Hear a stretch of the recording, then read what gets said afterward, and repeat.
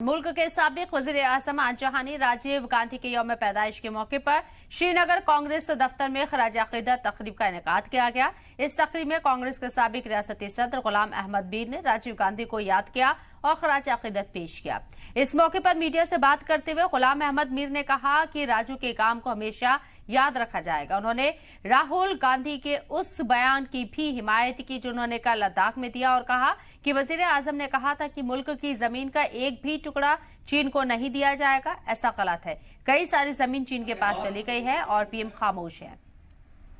ये सब उसी की देन है। वो इतने विजनरी लीडर थे कि वो 100 साल आगे थे। तो श्रीनगर में आज राजीव गांधी की जयंती के मौके पर कांग्रेस दफ्तर में प्रोग्राम का इनेकाद किया गया और इस मौके पर उन्हें याद किया गया।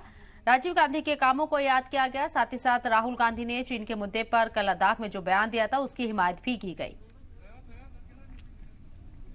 जब वो निकलना चाहते हैं तो आपके वो ये हमारे कुछ पॉलिटिशियंस के साथ भी हुआ।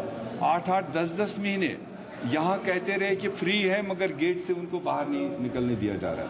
तो इसलिए हम उसको बड़ा मजम्मत करते हैं इस तरह के एलजी साहब के बयानों को कि वो मजहबी लीडर है, वो रूह है इस्लामियत का, कि जिनका जो वजूद होगा वो उसी तरह की बात करेंगे। मैं मीर हूँ तो मुझे फ़ख्र है मैं ओरिजिनल मुसलमान हूँ।